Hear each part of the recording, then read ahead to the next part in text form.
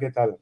Hoy, como parte del Open Lab, presentamos la charla o el talk número 15 y para ello hemos traído, bueno, vamos a hablar del tema de sostenibilidad en las organizaciones y para ello tenemos a José Correa y a Isidro González, ambos pertenecientes a dos instituciones o dos grupos de actividad bastante intensa en el tema de sostenibilidad con organizaciones y los tenemos aquí para que nos vayan explicando de qué se trata lo que hacen y cómo se puede entrar en contacto con ellos. Os presento primero a José Correa,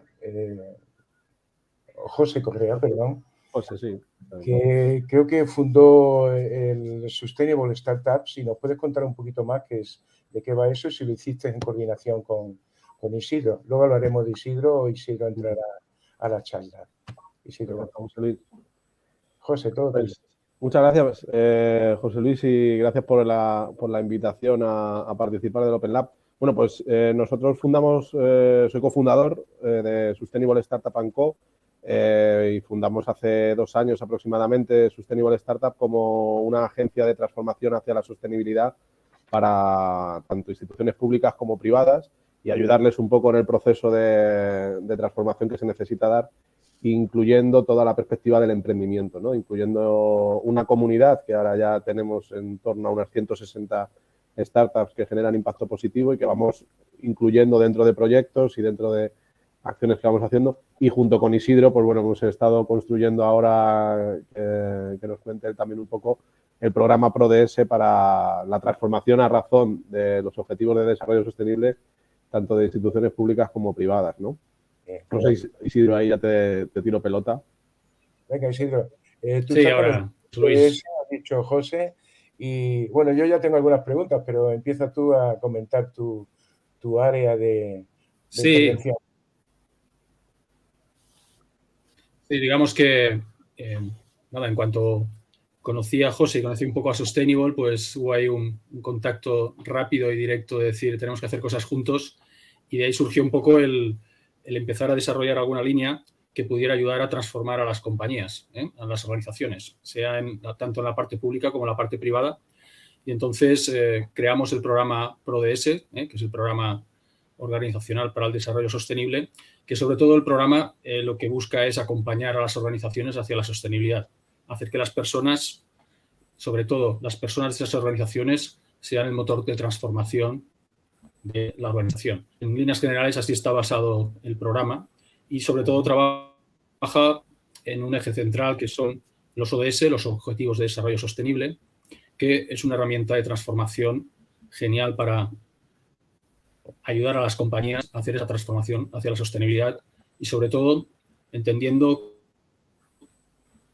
que abre un montón para que las compañías puedan transformarse sostenibles y ganar posicionamiento en el mercado. Bien. ¿Cómo integráis estas herramientas en las compañías? Los objetivos de desarrollo sostenible, para que nos hagamos una idea, al final es una herramienta en general. O sea, nosotros lo que primero, Isidro, me corrige, me cortas, que ya sabes que ahí nos coordinamos bien. Utilizamos lo que es la Agenda 2030 de los Objetivos de Desarrollo como herramienta propiamente, ¿vale? Para que nos hagamos una idea, la mayoría de las organizaciones no saben qué pasos tenemos que empezar a dar para ser sostenibles, ¿no? Antonio, por ejemplo, compañero tuyo, José Luis, siempre nos tira la misma pregunta de cuánto vale ser sostenible para una pyme, ¿no? Que al final las pymes, su cuenta de resultados pues es la que es y cada vez vamos como más apurados, ¿no? Y necesitamos tener en cuenta cuánto nos cuesta ser sostenible. Y yo siempre le hago el mismo razonamiento, ¿no? La sostenibilidad no es algo que pongamos en una empresa como si fuera una especie de rueda, sino lo que ponemos son herramientas que nos llevan a ser sostenibles. Y entonces, en ese sentido, no deberíamos de medir el precio de la sostenibilidad, sino el coste de las herramientas que aplicamos para ser sostenibles, ¿no? Es como cuánto le cuesta a una empresa ser o tener una reputación determinada. Pues, hombre, lo que quieras invertir. Pero las herramientas son lo que van a tener un coste. Y esas herramientas, hay herramientas de todo tipo. Tenemos unas herramientas globales como es la Agenda 2030, los Objetivos de Desarrollo Sostenible, y esas herramientas globales, si aprendemos a utilizarlas, el coste se reduce exponencialmente, ¿no? Entonces, básicamente, si yo soy una empresa, el sistema, el proceso es ponerme en contacto con vosotros y a partir de ahí se hace un análisis y se hace una propuesta de implementación de herramientas. ¿Es así?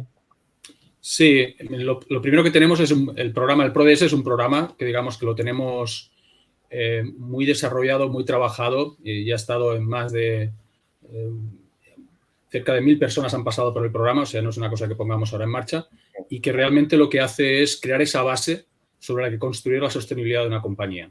Y ahí trabajamos pues desde aspectos tan importantes como es la transversalidad. De hecho, una de las cosas que hoy en día hablan en todas las escuelas de negocio es que las empresas no tienen que tener un departamento de sostenibilidad.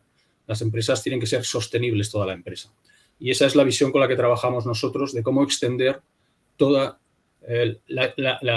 la fuerza que tiene la sostenibilidad en la transformación de toda la compañía, de todas las áreas y de todas las personas.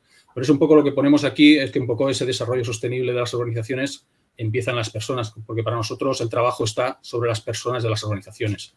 El peso que hay es transformar un poco esa visión, esa mentalidad, esa visión sistémica que les aportamos para que realmente puedan ser ellos luego los que puedan hacer esa transformación cada uno desde su puesto de trabajo.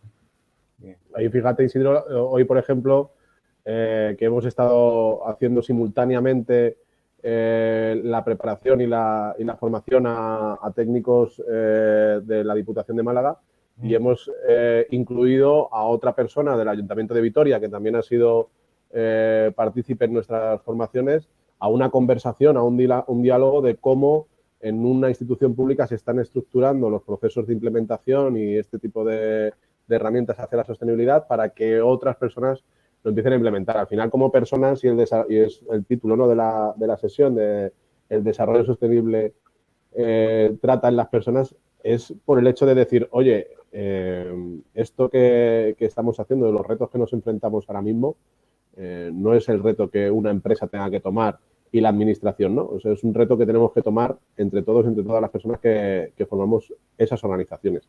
Y ahí empiezan a pasar cosas muy curiosas, que es, pues, desde el hecho de tomar las riendas del liderazgo, cómo se genera un liderazgo colaborativo dentro de una organización. Como decía Isidro, no tiene que caer toda la responsabilidad en un departamento. Ese departamento puede servir de catalizador hacia otros, ¿no? Y eso es un proceso que a día de hoy nos está costando bastante implementar como empresas. Está costando en la administración y en las empresas también. Sí, eso te iba a preguntar yo. ¿Cuánto tiempo puede durar un proceso de este tipo? Más o menos. Pues mira, el programa de base que comentábamos está alrededor de unas 20 horas. Es el trabajo con el que estamos. Y a partir de ahí, digamos, se desarrollan diferentes vías en función de la compañía. Cada grupo, cuando hacemos un trabajo a nivel de institución, a nivel de formación, se generan unas dinámicas en todo ese propio grupo. Cuando trabajamos con una empresa, ocurren esas dinámicas que hay en las que ya la empresa ya tiene de por sí esa parte que ya ha generado.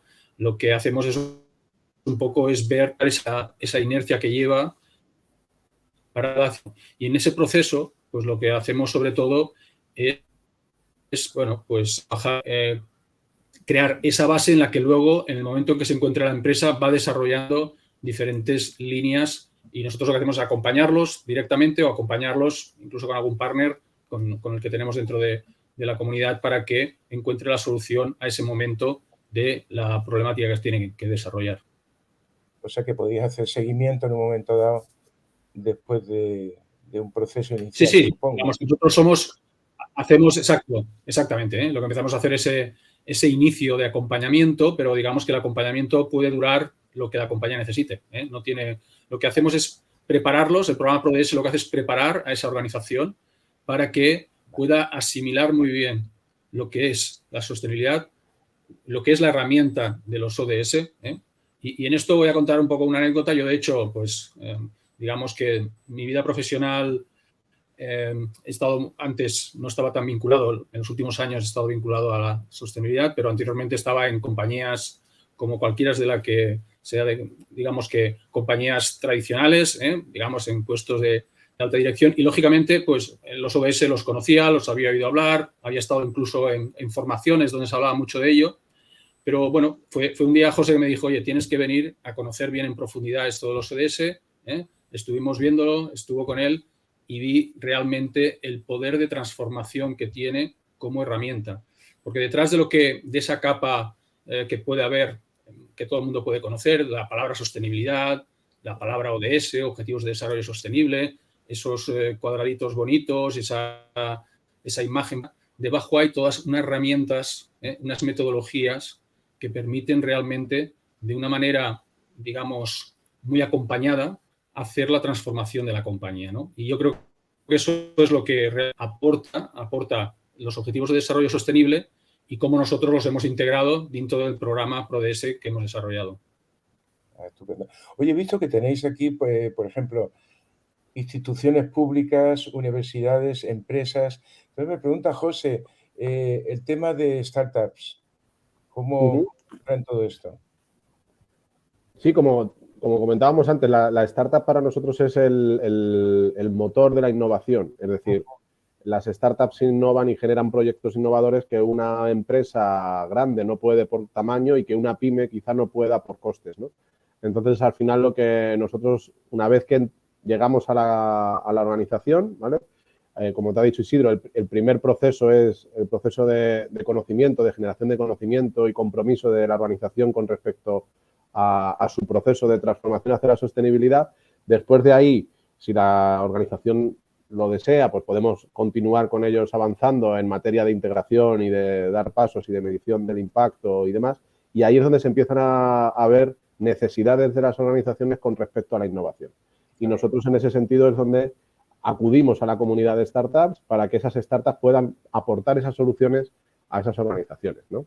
Por ejemplo, pues en el caso de Almería tenían como ciudad un problema relacionado con el plástico, las bolsas de plástico de un mercadillo municipal que acaban en el mar y necesitaban generar una acción, un evento de comunicación que sensibilizara a la ciudadanía del problema del plástico, ¿no?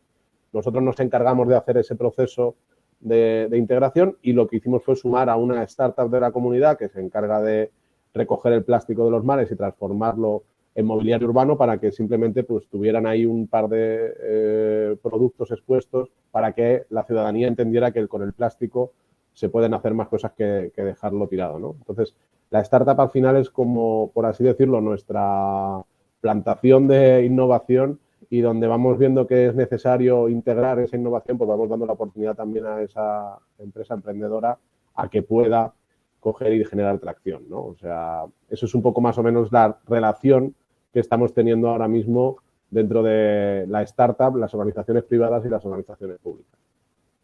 Entonces, ¿vosotros conectáis con las startups o ellas con vosotros? ¿O cómo es el proceso este de conexión? ¿Con la startup y con la institución te refieres o con la startup y con...? Pues es muy básico. Con vosotros, o sea, ¿cómo conectan las startups y las seleccionáis vosotros o ellas van a vosotros o ambas situaciones? Un poco... Sí, es una forma muy natural. Nosotros tenemos un grupo en el que se genera esa comunidad, es un grupo que tiene un filtro de selección en el que pues, el emprendedor o la emprendedora que quiere participar entra dentro del proceso de registro a través de un enlace que os podemos compartir luego y luego a través de ese enlace pues ya nosotros vamos dando paso a que participen de ese grupo y ahí tenemos ya ese mapeo de las startups que están en ese grupo en el que se genera mucho conversación, tracción, hacemos eventos con ellas también y a partir de ahí pues vamos viendo, dependiendo de las soluciones que vayamos necesitando, integrar la startup o el proyecto que puede ser más acorde para dar la solución. Vale. Y luego, Isidro, ¿cómo es la dinámica del acompañamiento? Una vez que tenéis todo esto, habías comentado que hay 20 horas, ¿no? Mira, en esas horas, digamos, que tenemos estándar, luego la podemos hacer un poco también modular o un poco ad hoc en función de las necesidades de la compañía. Se necesita extenderla más o extenderla menos, pero en sí empezamos con una fase de concienciación, que es la fase, y trabajamos mucho desde, primero, trabajar con la acción de la compañía, porque al final el proceso de cambio tiene que venir desde la compañía, aunque luego lo transversalizamos, pero lo que hacemos es esa parte de concienciación la trabajamos con la dirección y luego, bueno, pues lo hacemos extensivo al resto. Pero antes de hacerla extensiva al resto y de integrarlo al resto de la compañía, lo que hacemos es una fase de análisis, como comentábamos antes, de ver realmente en qué momento está la compañía, qué procesos ya tiene, cómo está, para luego hacer esa buena integración. Y de ahí lo que surge es un poco el arranque y esa puesta en marcha. Y hay un elemento muy importante que también trabajamos, que es la parte de comunicación. Esa compañía empieza a hacer un proceso, a desarrollar cambios, empieza a marcarse nuevos objetivos y eso es bueno que vea ese compromiso que tiene esa compañía con unos aspectos que ha determinado y unos objetivos que ha marcado en cómo abordar dentro de su compañía esa transformación hacia la sostenibilidad.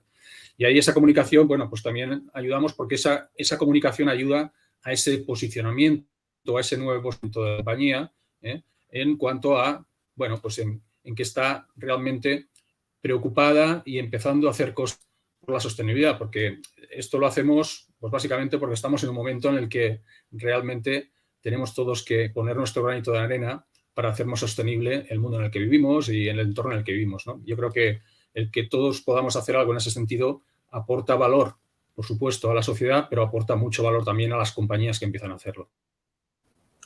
Ahí sí, si quieres por apuntar también otra cosilla más, Claro. en esa parte de comunicación que decía Isidro, ¿no? Para que cuando nos hemos preguntado qué es Sustainable Startup, al final nos llamamos una agencia de transformación, ¿no? Es decir, una agencia de transformación es como una especie de híbrido entre consultora y agencia de comunicación, ¿no? Y en ese proceso entre consultoría y agencia de comunicación es donde vamos dando todos esos pasos.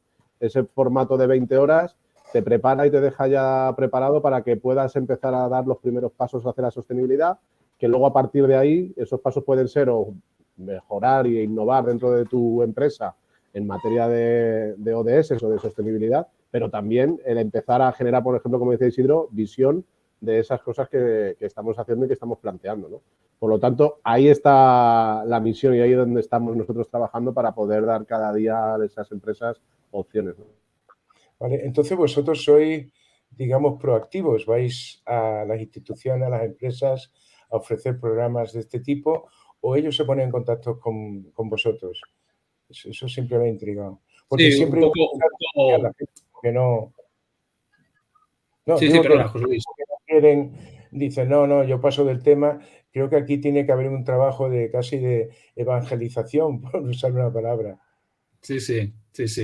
Esa palabra es buena. De hecho, en otros momentos la he utilizado porque a veces tienes que utilizar esto, ¿no? Parece que tienen que escucharte, ¿no? Sí que es cierto que yo creo que el tema de concienciación, aunque sea un nivel de capa más superficial, yo pienso que todo el mundo empieza a estar concienciado de que, bueno, de que hay cosas que están pasando que hace que tengamos que actuar, ¿no? Y en ese sentido hay varias maneras de que la empresa vea que es importante que haga esos pasos. Uno puede ser desde la concienciación, desde que la dirección o la propia compañía está concienciada de que quiere empezar a hacer cosas, pero no sabe cómo empezar a hacerlas. Y en otros casos, la normativa le va a marcar mucho en esa línea.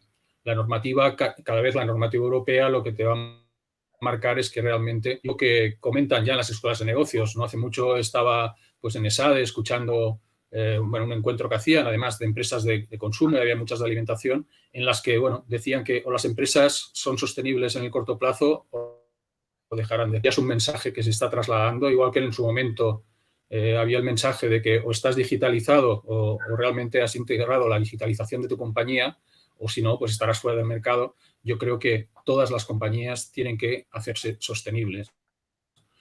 Y eso ha mucho valor, porque eso también les abre muchísimas oportunidades. No es simplemente una imposición de que, bueno, pues ahora otra vez tengo que cumplir unas normativas, sino que realmente abre un mercado de oportunidades para esa compañía. Y eso es lo que hacemos. No solo es en explicar y en concienciar y en ayudarles, sino lo que hacemos es juntos ver qué oportunidades cada compañía puede encontrar en el mercado hoy en día y cómo puede darle ese valor nuevo a su compañía para que realmente pues sea sostenible en el tiempo y dure pues mucho tiempo más, ¿no? Interesante. Oye, ¿encontráis una gran diferencia cuando se trabaja con una institución tipo universidad o con una empresa? ¿Hay grandes diferencias a la hora de trabajar o de incluso concienciarlos? Bueno, en institución pública, por ejemplo, con respecto a empresa, al final el organigrama, por así decirlo, a veces se asemeja bastante, ¿no? En la institución pública tienes presidencia, que es alcaldía, en la empresa tienes la dirección general, ¿no? De la organización, de la compañía. Luego tienes, por así decirlo, los jefes de departamento en una empresa, pues en una institución pública son los concejales, ¿no? Las personas que lideran cada una de esas áreas.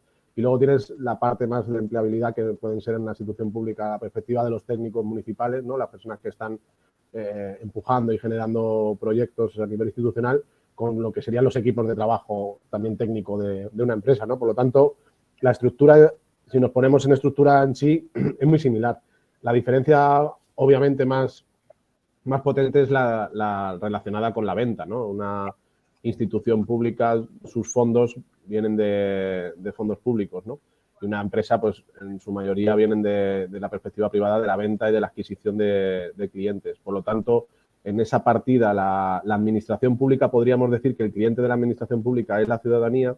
También tienen que hacer una gran labor, lo que pasa que no está bien desarrollada la labor de comunicación hacia la ciudadanía, hacia ese cliente, ¿no? Muchas veces la administración pública hace cosas súper interesantes y muy potentes, pero no llegan a comunicarlas de forma correcta y la ciudadanía se queda un poco insatisfecha pareciendo que no se está haciendo nada, ¿no?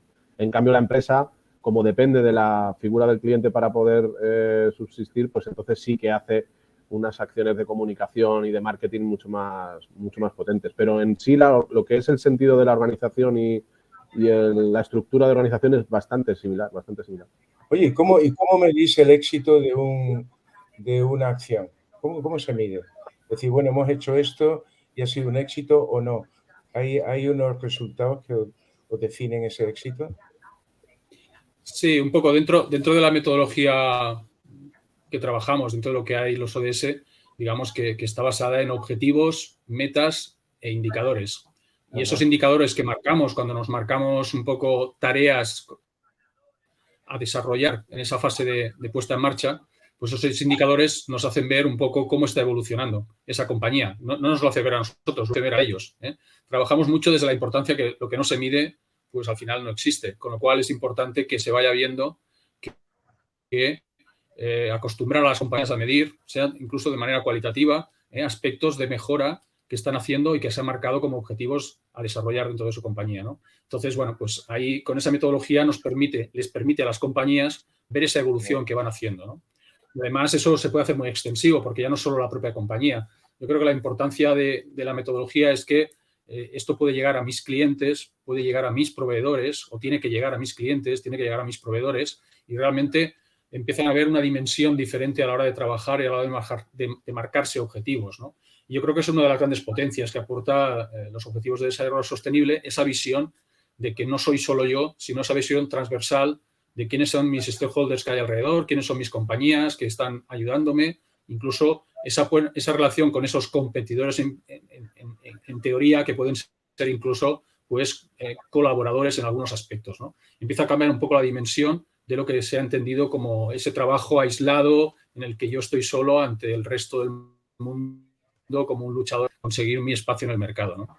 Todo eso es un poco lo que trabajamos y lo que vemos un poco en cuanto a que realmente esto aporta muchos valores al mercado, pero también aporta muchas satisfacciones a la propia organización, a las personas que hay dentro.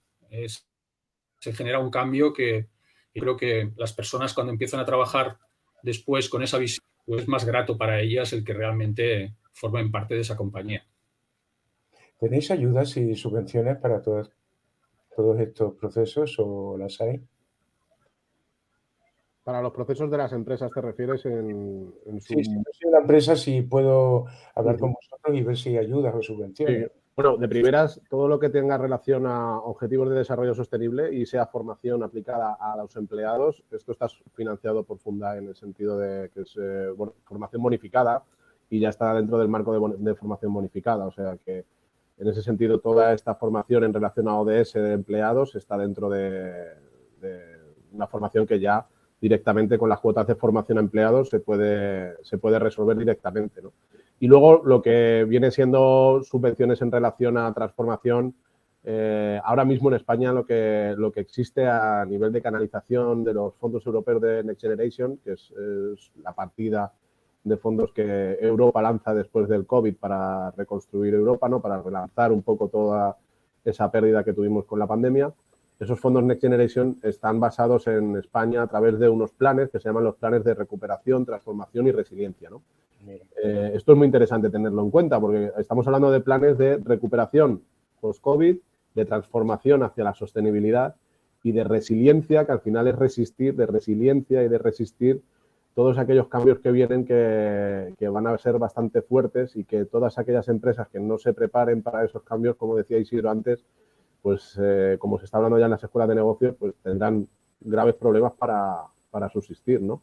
Esa resiliencia se puede marcar pues desde nuevas tasas impositivas que van a empezar a producirse, sobre todo en las importaciones en relación a las emisiones de huella de carbono, y eso va a ser el principio de una escalera que vamos a ir viviendo. Por lo tanto, todas estas empresas pymes que no empiecen a generar estos procesos de transformación lo van a tener a nivel impositivo bastante complicado en los próximos años. Y además con una pérdida de clientes también tremenda, porque las grandes empresas ya sí que están realizando todos sus planes de acción y ya están la mayoría bastante bien preparadas, y sus proveedores, que son estas pymes, van a necesitar estarlo o van a dejar de tener a sus clientes corporativos.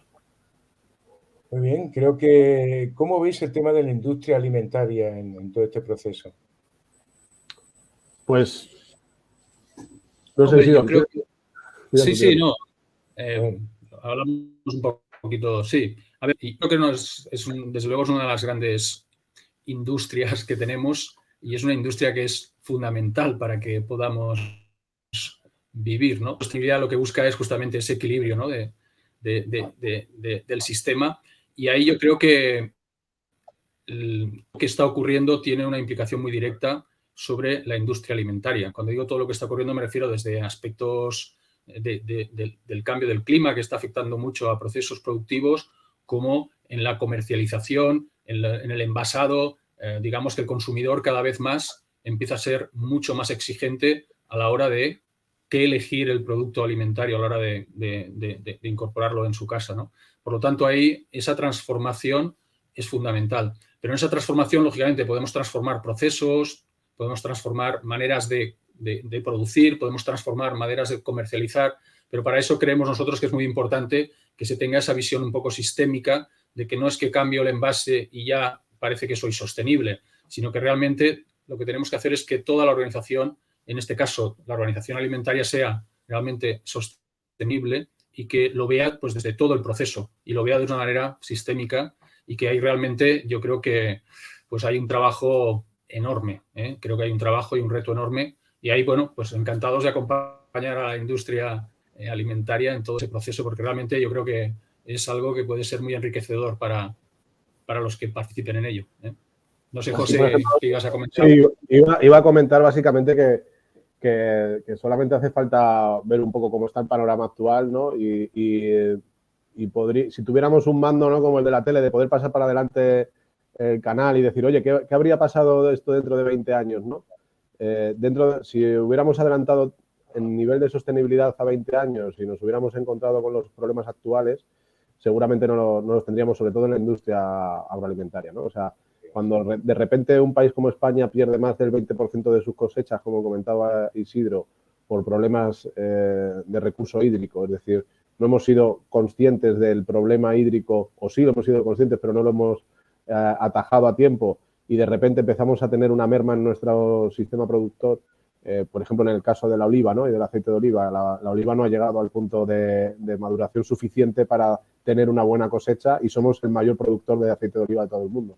Esto lo que estamos atendiendo es que no es un problema agroalimentario de España, es un problema agroalimentario en el mundo con un producto como es el aceite de oliva, en el que va a haber una demanda alta, como viene siendo habitual, y una oferta baja en los próximos años, ¿no? Porque esto no va a ser este año solamente. El problema que tenemos de sequías y de calentamiento de la temperatura va a ir con el paso del tiempo. Pero ya no solamente eso. Ahora vamos a ponernos en el caso del transporte.